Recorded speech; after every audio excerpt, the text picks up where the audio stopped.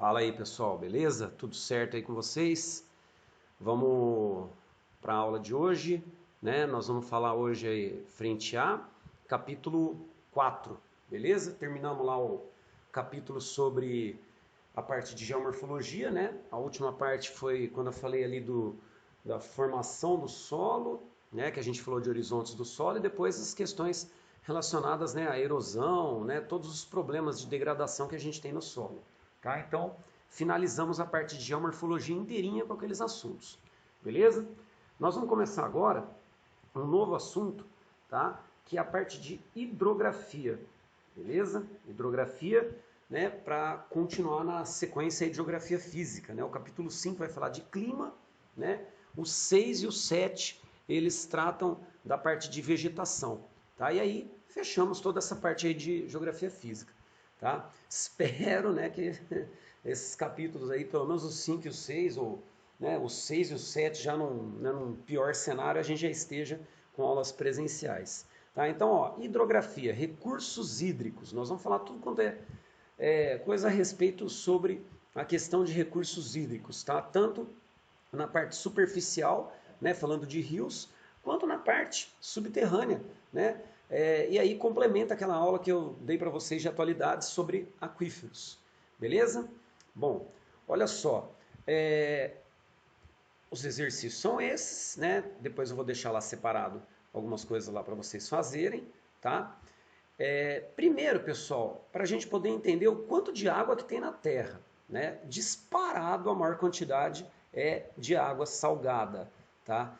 Eu vou até querer que vocês façam esse esquema, não precisa fazer em tridimensional, isso aqui não, pode colocar retângulo e só vai colocando, né, o nome aqui, água doce 3%, água salina 97%, né? Só coloca aí a porcentagem, tá? Então, o que nós vamos ver vai ser essa questão da água doce, né? Essa água doce é dividida dessa maneira, tá? Água na superfície, água subterrânea, geleiras e calotas polares, certo?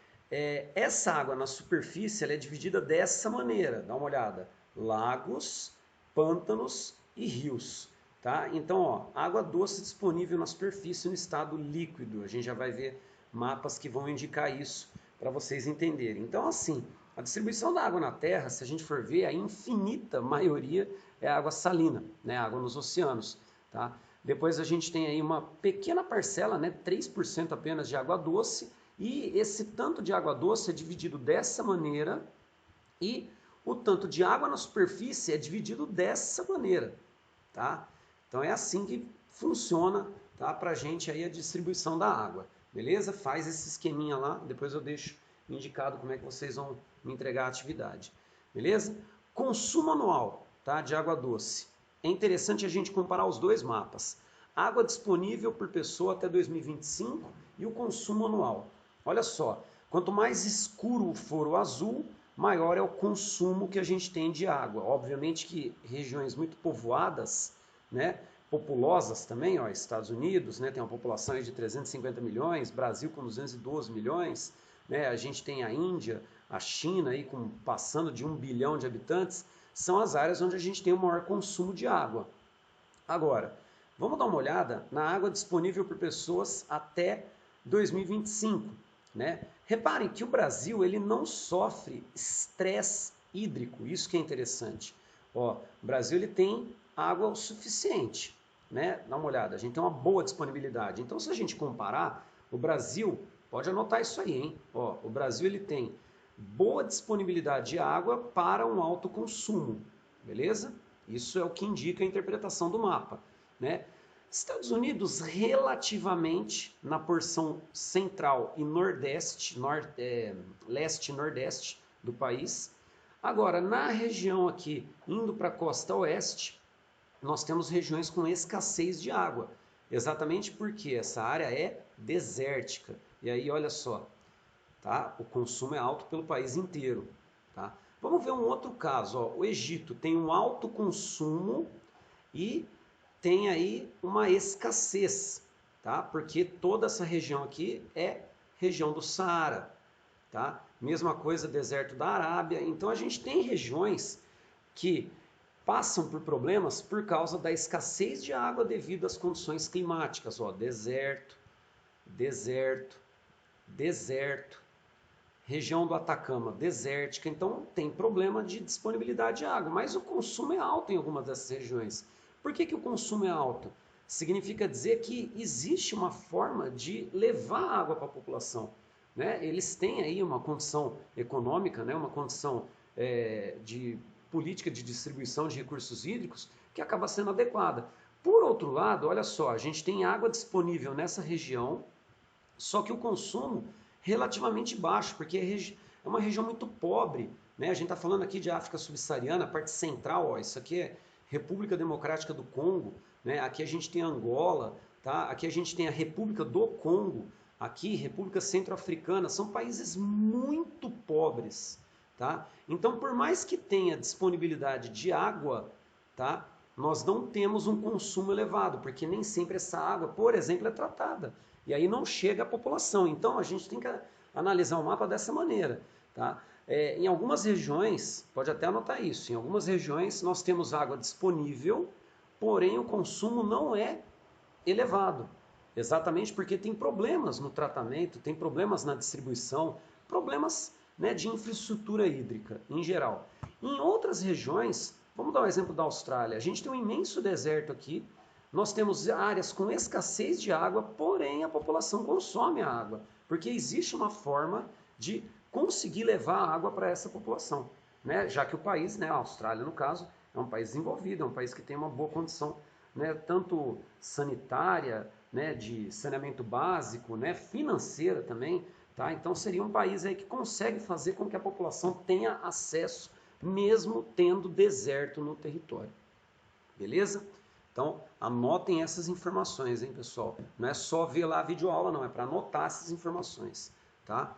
Que eu falei, interpretando esses mapas, beleza? Enem ama perguntar, né, questões assim de interpretação de mapa, tá? A partir, né, desses dados. Bom, seguindo.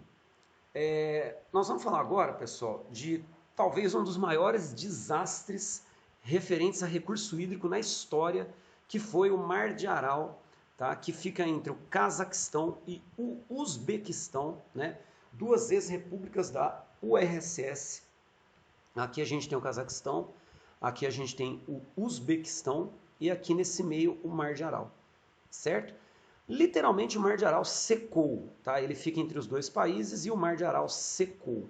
Nós tivemos um encolhimento do Mar de Aral, tá? 1957, Mar de Aral, 1982, olha o tanto que diminuiu, 2000, aqui ele está dando, né, um exemplo de uma represa, uma área que foi represada, ó, a Koch Aral Dam, tá? Em 2005, e olha isso, 2015, a gente está em 2020, o cenário deve ter piorado um pouco. Tá? Literalmente secou o Mar de Aral. Razão para isso, voltando para o mapa. Dois rios, Rio Sir e Rio Amu. Ó, o Rio Amu é do Uzbequistão e faz isso e ele deságua no Mar de Aral. O Rio Sir, ele tem a nascente também no Uzbequistão, mas ele passa em boa parte do território do Cazaquistão e ele deságua também aqui no Mar de Aral. Durante a URSS, dá uma olhada aqui, ó, 1957, 1982, ó, 1957 ainda tinha bastante água, tá? Então, entre os anos 50 e 60, durante a URSS, nós tivemos obras de irrigação para poder desviar os recursos do rio Sir e do rio Amu para plantação de algodão, tá? Essa área dos quistãos aqui, ó, todo esse pedaço dos quistãos é uma área semiárida, uma boa parte é semiárida, tá? O que acontece? Né? A irrigação ela é necessária em plantações. Então, para plantar algodão, precisava de água. E aí, como nós temos alguns recursos hídricos aqui da região, os dois rios, foi feito um desvio desses rios para poder irrigar uma área de plantação de algodão, uma área gigantesca de plantação de algodão. Era a antiga área dos sovkhozes, tá? Na URSS. A gente vai ver sovkhozes e kolkhozes no capítulo 5, tá? Da frente B, eu vou falar para vocês. Então, nessa região aqui, nós tínhamos os sovkhozes, plantação de algodão, e os dois rios eles foram desviados para poder irrigar essas áreas de plantação de algodão. Resultado disso, né?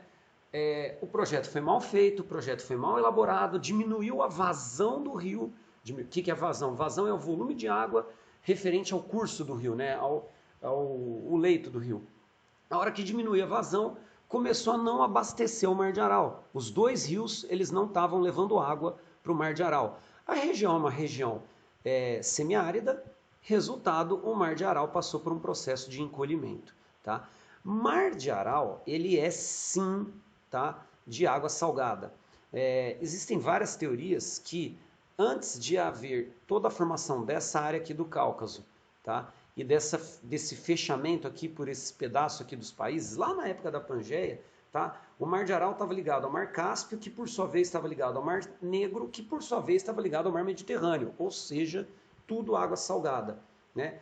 Processos geológicos, tectônicos, né, de formação dessas regiões. Aqui nós temos placas, tá? Aqui a gente tem a região do Cáucaso, é uma área de dobramento moderno. Todo esse pedaço aqui, ó, vai começar a formar o Himalaia, ó, tá? Turcomenistão, Afeganistão, uma parte do Irã, né? Tajiquistão, tudo isso aqui é área instável, tem terremoto, tem montanhas de grande altitude, né? De elevadas altitudes. Então a gente tem uma área tectônica ativa na região. Então fechou aqui e ficou o mar. Por isso que ele é salgado, né? Então secou. Esse mar secou exatamente por causa de projetos mal executados de desvio dos dois rios Sir e Amu para poder fazer irrigação e implantação de algodão durante o período da URSS. Esse é o motivo do Mar de Aral ter praticamente secado. Beleza? Agora nós vamos entrar, pessoal, na segunda parte aí do capítulo. A primeira é um monte de informação, né? Vocês estão vendo aí sobre recursos hídricos, né? Eu dei algumas informações aí, falei de um exemplo, né? No caso aí seria do Mar de Aral. Agora a gente vai entrar na parte de conceitos. Então pode colocar aí a primeira, pode pôr letra A, agora que a gente entra mesmo nisso, tá? Que seriam os conceitos de hidrografia, né? Galera, vai vir um monte de conceito, tá? Se preparem aí. O primeiro conceito que eu quero que vocês anotem, pode colocar aí, ó, elementos de uma bacia hidrográfica. Vocês vão anotar os elementos de uma bacia hidrográfica, certo? Puxa uma setinha de grifa, né? Bacia hidrográfica, e puxa uma setinha de bacia hidrográfica, tá? Coloca a definição de bacia hidrográfica. Põe assim, ó, região formada por um conjunto de rios,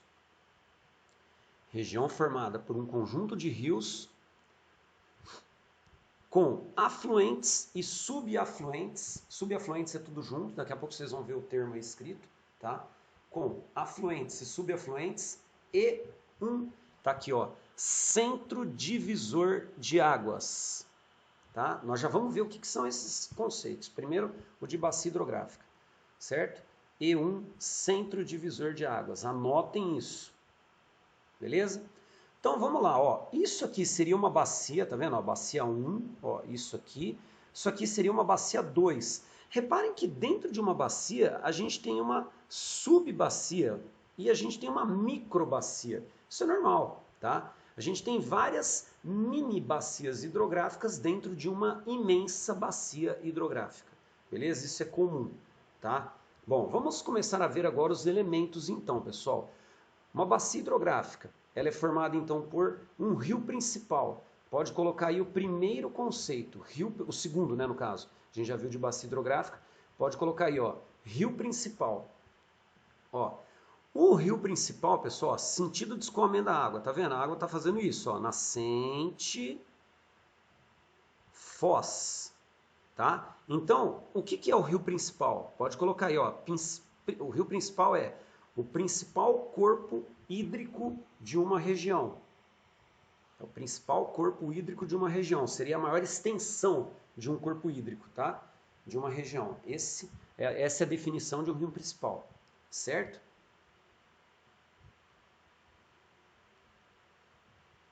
Bom, segundo, afluentes. Tá aqui, ó.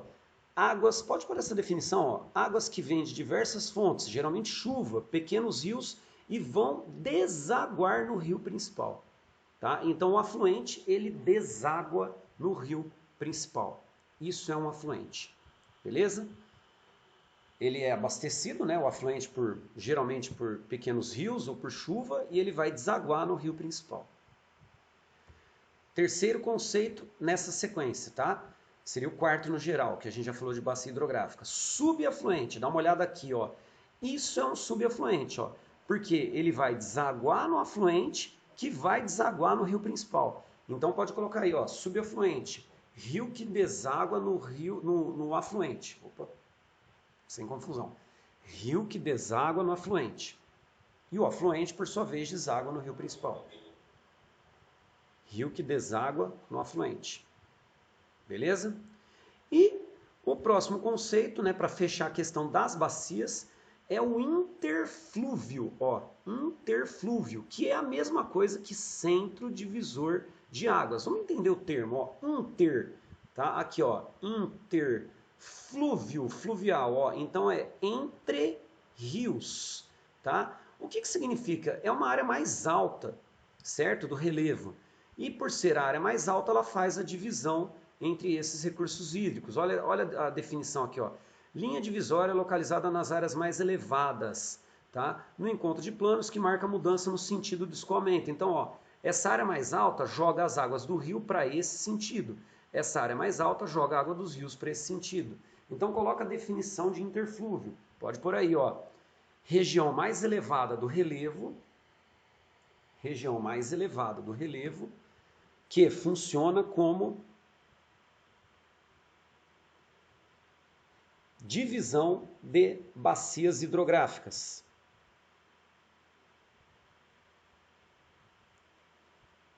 Mudando o sentido do escoamento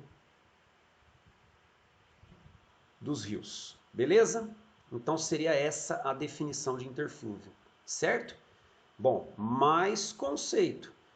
Tá vendo aqui, ó, nascente, ó, nascente. Então pode colocar aí, ó, nascente. Se refere ao alto curso, ou seja, era mais alta, tá? Alto curso. A nascente também pode ser chamada de região a montante. Então, por exemplo, quando a gente está indo no rumo da nascente, significa dizer que a gente está a montante. Põe esse nome, hein? Tá? Pode aparecer isso. Ah, na região a montante de uma bacia hidrográfica. Significa dizer que está no rumo da nascente. Beleza? E nós temos a área do deságue, que seria a foz. Tá? A foz seria então a região do baixo curso, a área mais baixa. Tá? E o nome é jusante, significa dizer, por exemplo, ah, nós estamos indo no rumo da jusante. Se nós estamos indo no rumo da jusante, nós estamos indo no rumo da foz de um rio. Fechou? Vamos dar sequência, já que a gente falou de foz. Pode por aí, ó, tipos de foz, ó, tá tudo dentro dos conceitos, tá? Agora tudo dentro dessa letra A. Tipos de foz. Nós temos, pessoal, a chamada foz em delta. Ó, o rio vem e na hora que ele deságua, ele deposita sedimentos. Tá vendo isso aqui? É um rio que deposita sedimentos. Ou seja, significa dizer que nós temos a formação de ilhotas de sedimentos. Nós temos alta carga de sedimentos. Beleza? No deságue, alta carga de sedimentos. Certo? Isso seria a foz em delta. Nós temos a foz em estuário. Ele vem e deságua direto, tá? Não que ele não tenha sedimentos, significa dizer que ele tem uma baixa carga de sedimentos. Tá? Então, na foz em delta, nós temos uma alta carga de sedimentos, por isso que forma as ilhotas de sedimentos. E na foz em estuário, nós temos uma baixa carga de sedimentos, por isso que ele vai direto no seu deságue. Fechou? Semana que vem a gente vai falar das drenagens e continuamos com os conceitos. Beleza, pessoal? É nóis, então. Deixarei lá as atividades. Valeu!